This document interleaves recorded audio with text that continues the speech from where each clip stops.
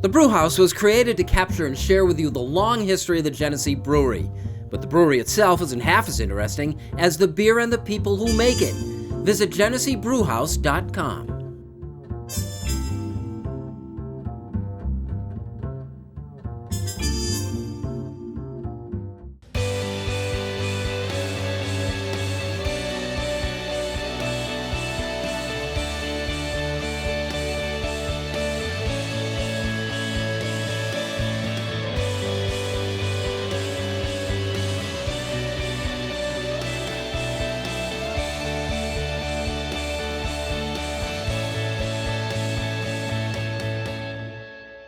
Hi everyone, and welcome into the Rochester Press Box, presented by the Genesee Brewhouse. Nice to have our good friend Kevin Oklobzija back with us, KO. It's great to be here again. Tariq Spence co-hosting. I love it.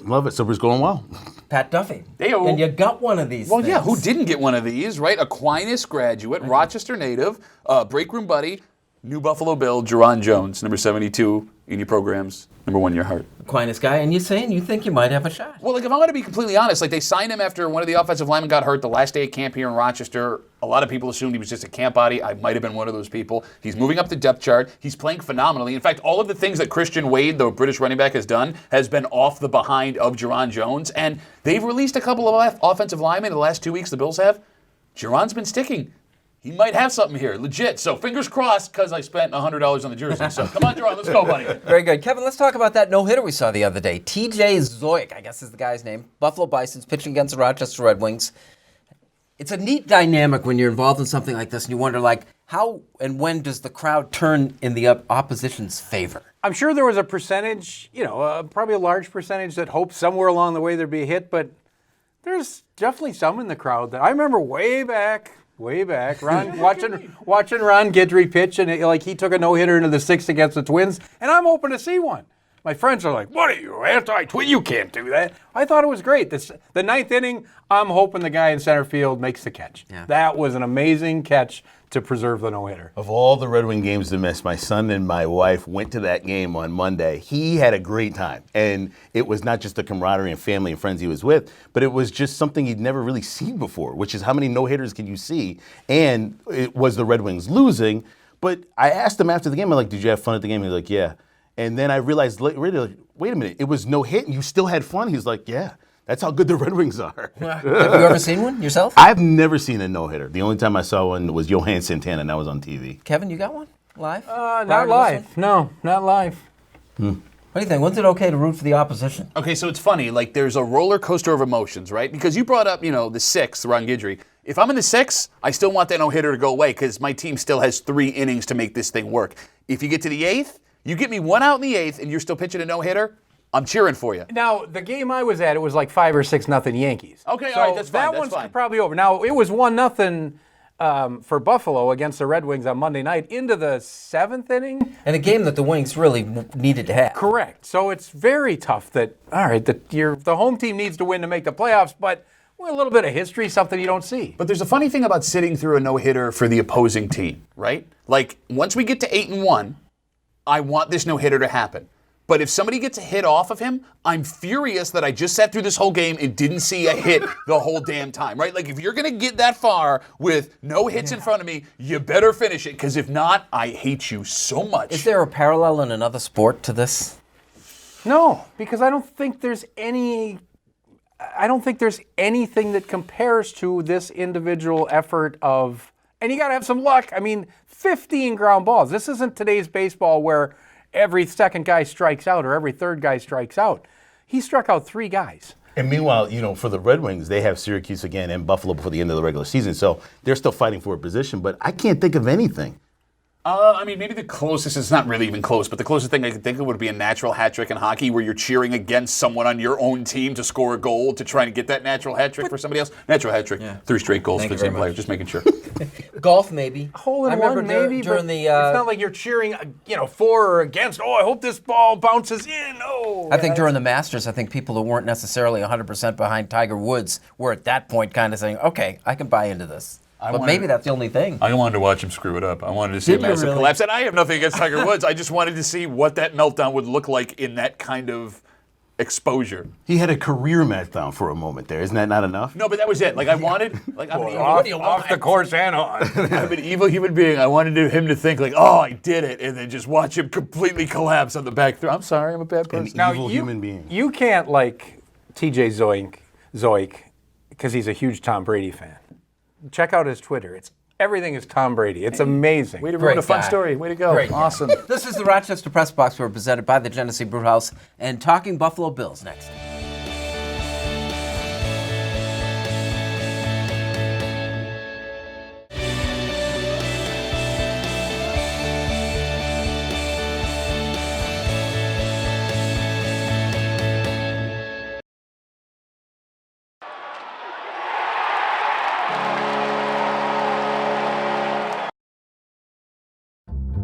The Press Box is brought to you in part by Bay & Goodman Pizza, a local Rochester favorite. Corner of North Winton and Browncroft, Bay & Goodman Pizza.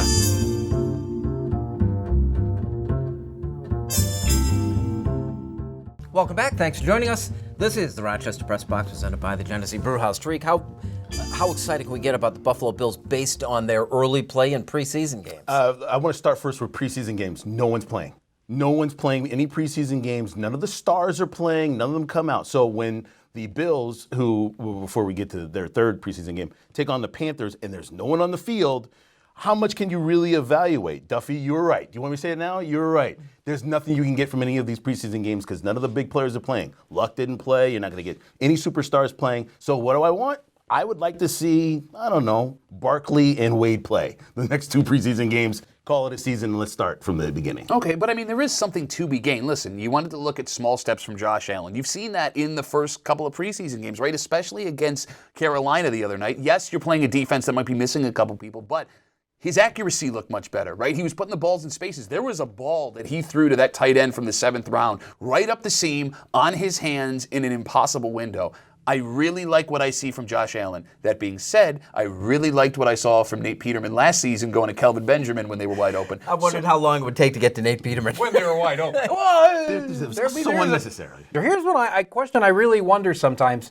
How much, especially now, I'm going to assume it's practice, but where is the majority of the evaluation on guys that are on the bubble? Is it practice? It must be now because the games are so, I mean, where do they judge? Well, but you bring up the bubble. The guys that are not playing, the stars, they're not on the bubble. You are getting... Right, but that's what I say. But is it practice or these fake games that, you know... It has to be the fake games because, I mean, listen, if you've been to camp and checked it out, right, like... Practice isn't really football practice anymore. You're not banging pads all that much. The practice have to be kept to X amount of minutes based on union rules. It has to be judged strictly on game time. Get rid of the preseason games and go to these sort of practices. They do these sort of joint practices together.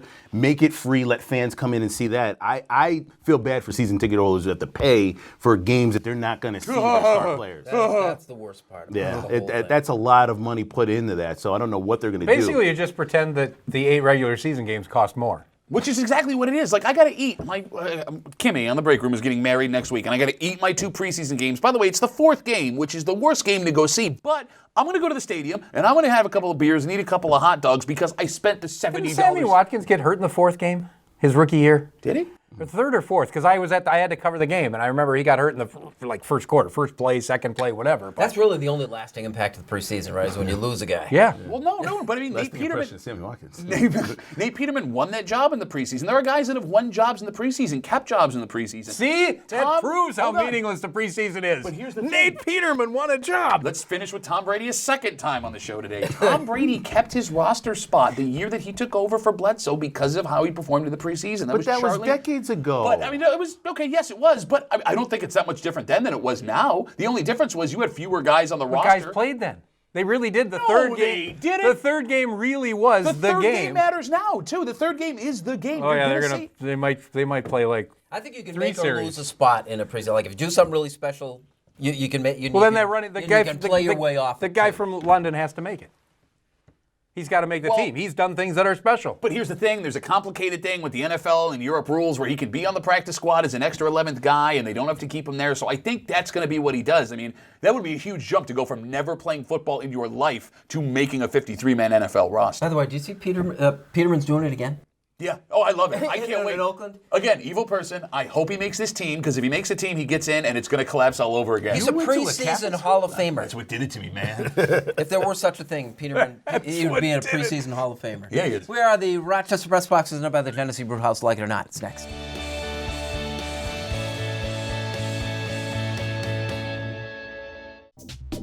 Here's the Press Box trivia question, brought to you by Market View Liquor, where exceptional customer service meets an extensive selection. Jefferson Road at 390.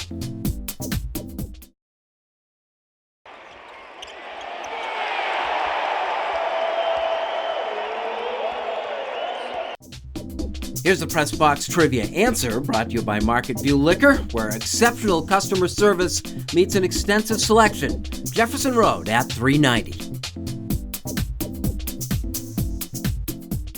Welcome back, and thanks for joining us on the Rochester Press Box, presented by the Genesee Brewhouse.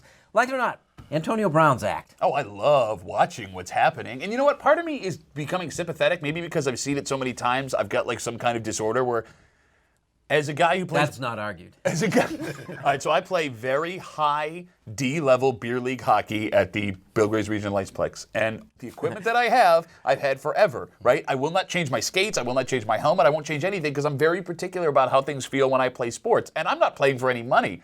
I am sympathetic to Antonio Brown and how it feels wearing that helmet. That being said, you're guaranteed $30 million over the next 3 years.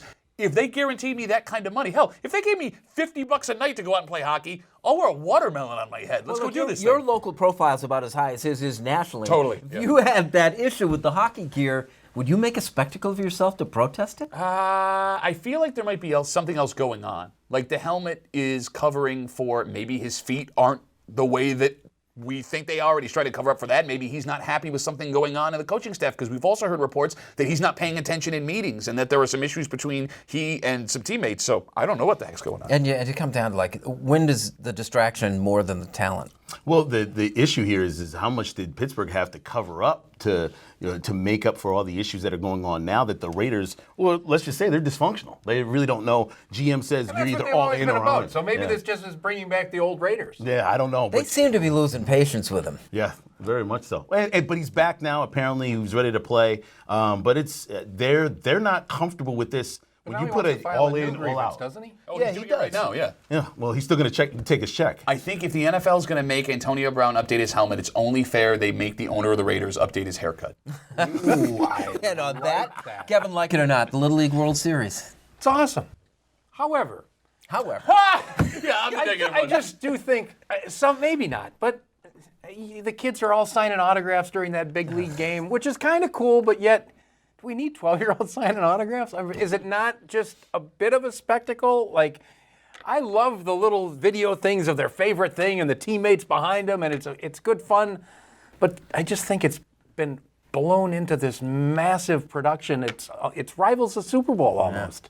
old guy take, and you always love these things. I still don't think it's a great thing to expose kids at that age to this kind of spotlight. Well, they're creating their own videos. I mean, this is part of the camera being on era.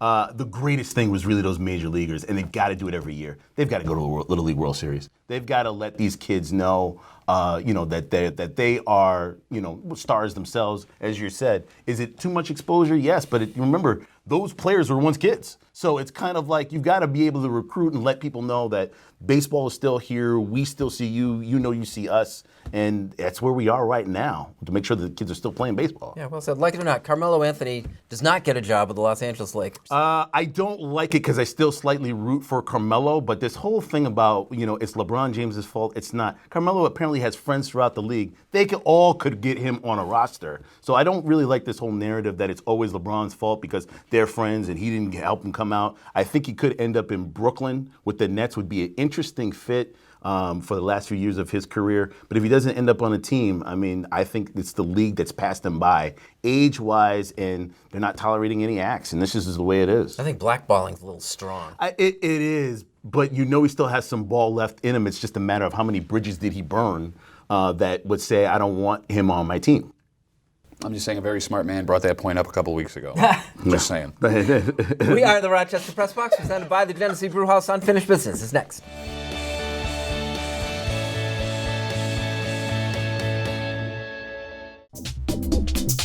And now here's this week's MVP Experience Stat of the Week, brought to you by Sport Clips, where it's good to be a guy.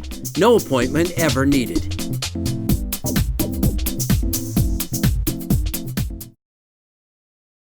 And now to Eichel. He floated one. Any ideas? You know, in my opinion, these two Dunkin' bagels with cream cheese spread for $4 are the best deal ever. Not 100% related. I like bagels. Write it down. Did you put the spread? Dunkin' Go-Tos. A great deal for $2, $4, or $5. America runs on Dunkin'. He started broadcasting Dodgers games in 1950 in Brooklyn. Bill Pucko hadn't even started high school yet in 1950, believe it or not, going back that far. Now, he maybe has lost his fastball a little bit, but Vin Scully just calling a routine fly ball to left field is still better than just about anybody else calling a walk-off home run in Game 7 of the World Series.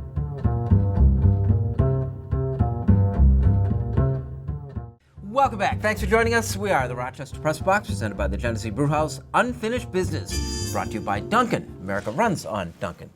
We were just talking about the Bills preseason, and the best part of preseason for Rochester people is when the Bills come here and they do training camp and you bring your kids down, or maybe you're an adult like I am that likes getting autographs. If you watch the show, you know I love my sports memorabilia. I've been collecting it forever. In fact, I went to the National Sports Collectors Convention in Cleveland, Ohio a couple years ago. Not bragging. But I saw something earlier this week that made me raise my eyebrow. Vin Scully, legendary broadcaster, a guy who doesn't sign a lot of autographs, is having his first ever autograph show. That's where you show up and you pay money to stand in line and have him autograph things. You know what it costs to get an autographed Vin Scully microphone? By the way, you provide your own microphone.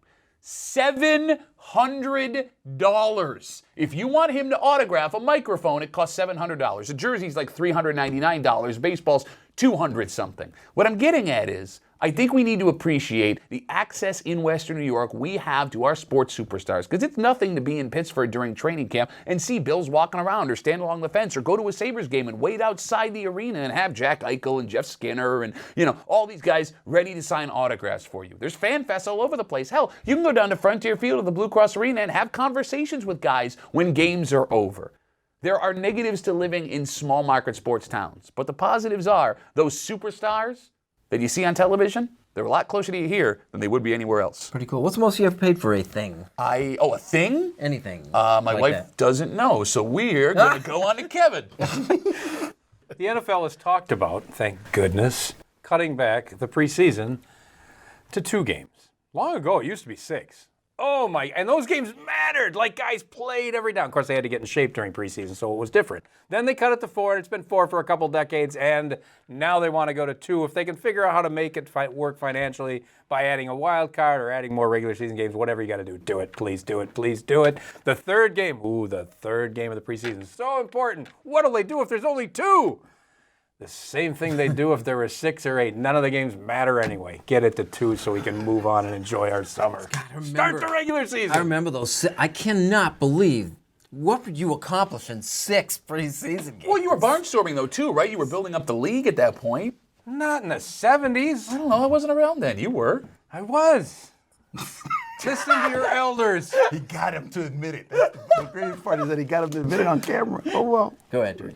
I will say this, one great thing about Steph Curry is not only the way he plays basketball, his professionalism. He's decided to take that over to Howard University and build a golf program there. I love the fact that Steph Curry, who is one of the biggest, if not the biggest basketball star in the world, is decided to go into a brand new venture. Now, I didn't watch his putt-putt game, holy moly, but I will be watching some of the stars that come out of Howard University if they're able to make the tour. We need another Tiger Woods. We need something else other than what we've been getting, star after star after star, winning multiple tournaments, keeping it open. Hopefully he can be able to do that at Howard University. I'm not much of a golfer. He is. He loves it. So why not sort of build a foundation, a future for it? This is like opens a whole new thing about, social engagement. Oh, yeah. And they talk about, your Twitter presence and all the rest of this stuff. Curry in a case like this is a guy who's really going out there and doing it. Well, yeah, he's putting his money where his mouth is, and he's going into a brand new sport for him. But think about what he will pioneer in the future when it comes to golf players. Cool. Hey, let's hop back to the Buffalo Bills schedule. So if you're in favor of cutting down the preseason games, what's your schedule going to look like? The double buys, or what do you like? Actually, I don't think they'll change the regular season. I think they'll add that an extra wild card team, which will bring more revenue at the end through the playoffs, I think. Boy, the math works so perfect right now. I'd almost hate to see them change that. Well, he's in the business. He knows what he's talking about. Are we going to get to a Super Bowl closer to President's Day so we can have off Monday?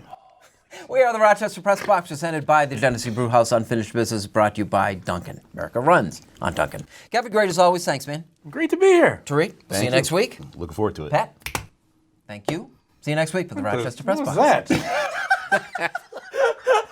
that?